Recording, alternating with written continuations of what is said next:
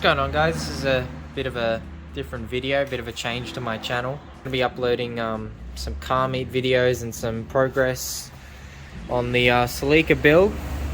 I recently just replaced the engine, rebuilt the transmission, upgraded the oil pump to a total billet unit, and it's all going well, but now I've somehow managed to damage my crank, and it's just not worth replacing.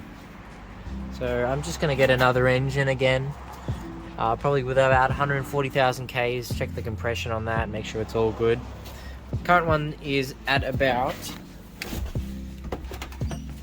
175-ish thousand Ks, and the body of the car has about 208, almost 208,000 essentially. Here's a little look at the back. She's all nice and stripped and light. Short shifter. Rebuilt transmission with an LSD. New synchros. Was super smooth when it was running. I literally went to Toyota to grab a rocker cover gasket because the one I bought was just crap. And I usually go OEM with stuff, but I just had this gasket laying around from my previous engine and it was leaking everywhere. But I literally just broke down outside of Toyota, which is pretty funny, just testing the car. I'm even due to get my license back on Friday, which is in about 3-4 days from now. But now we're gonna have to swap another engine into her. She's been down for 5 months because I broke the clutch. So I would definitely be keen to get her back on the road. So here's just a quick little look at the engine bay. I've owned the car for about a year now, a little bit over. It's got a few modifications on it. We've got a cold air intake, AM. Some nice rims. There are Lenzos. Running 8.5, 18 by 8.5 rim size on 225/40. Painted the headers, they're a bit fucked now. Brand new alternator. Painted this, rocker cover. It's pretty clean under there.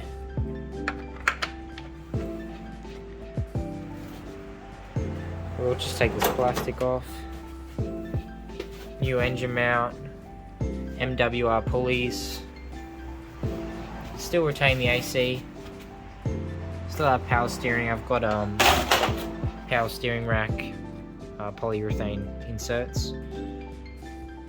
Tensioner, as I said, upgraded oil pump too. Went through the whole harness and basically restored it. Yeah, I've lost the bit for here. Keep this throttle cable down. Ondata heat shield gasket for the air intake.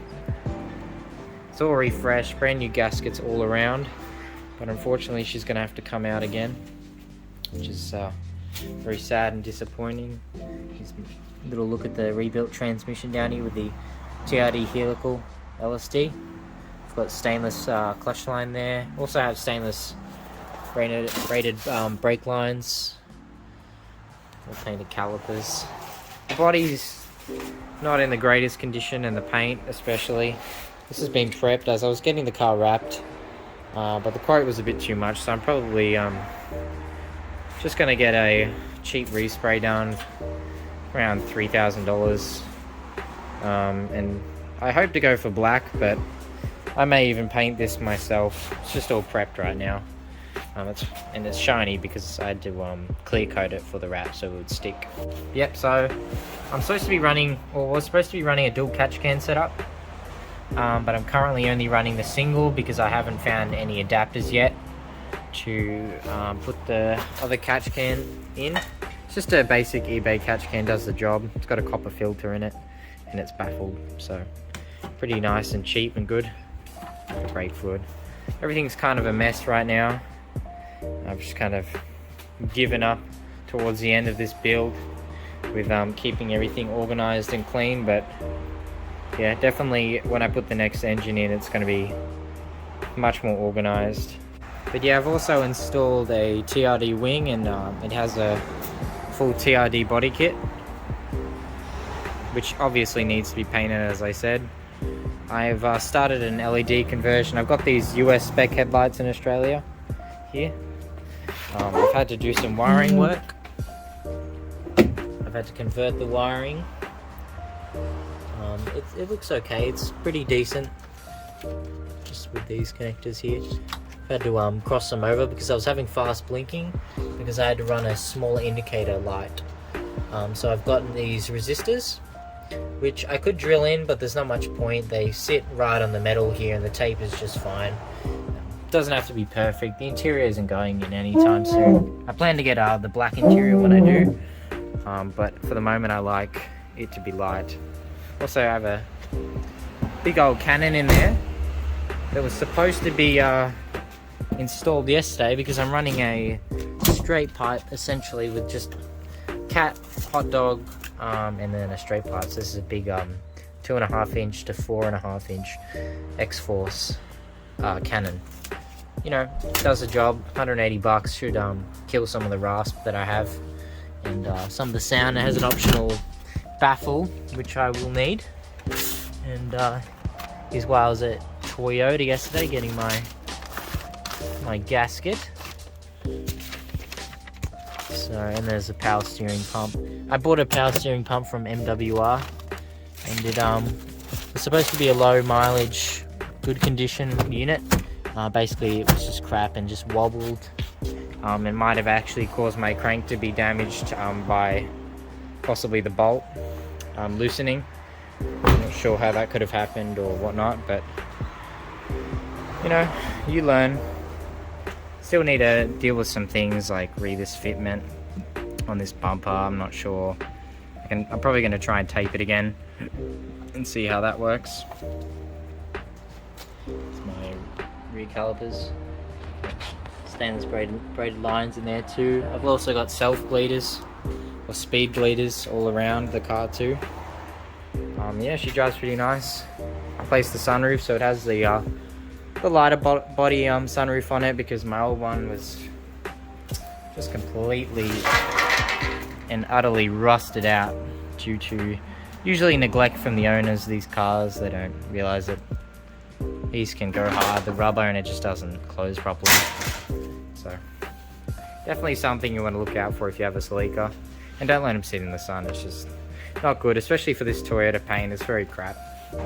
Currently running Gabriel Ultra Struts on Megan Racing lowering springs. They do the job pretty good. They handle pretty decent, but I am running, it is pretty low on the front and it does scrape underneath the fender. And I do not want any rust on these fenders. It's just too much. Just don't want to deal with that. So here's the rear fitment. Rear fitment isn't that great. I definitely want to drop this about an inch or two and just have it more in line with the front. But other than that, it's alright. Also running kind of cheap tires. At the time I bought these on my old rims and this is all I could afford, but definitely will be swapping those out for possibly some RE003s, Bridgestone, or some Goodyear Eagle F1 asymmetric 5s if I can get them for the right price. Thanks to Mitch Dorr who showed me how to wire in this TRD brake light. It was a good idea to wire them into the running lights for the plate, which I've also done an LED conversion on. It's 6000 Kelvin with LED. I put LED lights in here too, and as you can see there's the little indicator lights. Here's my wiring for the LED brake light just there, so it's pretty nice and clean, pretty simple. I had to this is a rep wing. I'm pretty sure the rest of the body kit is factory Toyota OEM. So this side's not too bad. I had to drill all the holes for this wing and put it in, and actually lined it up with whiteout by eye. I still need to get this off. I was going to get it wrapped, so I didn't care about messing up the paint when doing any of this, but now I'm not sure what's happening. But anyways, I had to drill a hole in through there, run the cable all the way down the wing, drill another hole underneath these covers, run the cable down through this, and it's fiberglass as well, down here, drill a hole, and then run it through underneath. and then to the rear light LED. And yeah, so that way it's always on, and looks pretty decent. Here's the my exhaust setup.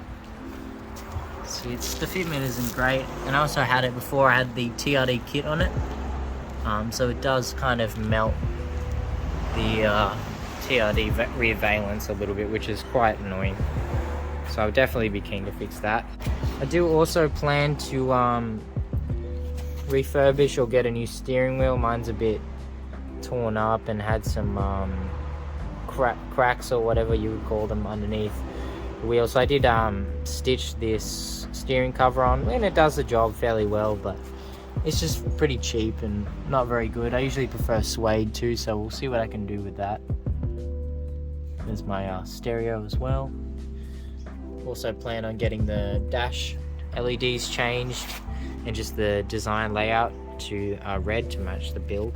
I forgot to mention, I've also got engine mount inserts, sway bar bushing, polyurethane bushings, and a few other bits to make the engine pretty connected to the body. So it's not much play in the engine I would show you, but obviously she's not running right now. And it's a 2000, so it's running the higher the rev limit at 8400 RPM, and then hits lift at about 6. I've done the lift bolts obviously, and I'll definitely be posting some more videos soon when I get the other engine, or when I'm pulling this engine out and transferring all my accessories onto the new engine. My old one actually was hydro locked, and I actually have sitting outside here. I'll show you guys in the next video. I believe I snapped a rod. It's an interesting story for another time. But yeah guys, that's an introduction to my channel with my Celica. Hopefully be posting some videos and maybe some instructional videos, and just me swapping the engine once again in the Celica. Maybe some driving videos and vlogs. I've still got to get a proper setup. I'm just using my phone right now. And just giving this a go, so hopefully I upload a few more videos, clean this freaking garage, because it is just filled to the brim with Celica interior parts and body panels. I feel sorry for my mum's bike right here, as I'm kind of like piling shit next to it, and had some health issues, so I haven't really been able to clean too much either. But yeah, that's my Celica and that's my build, and I'll see you guys in the next video. Bye.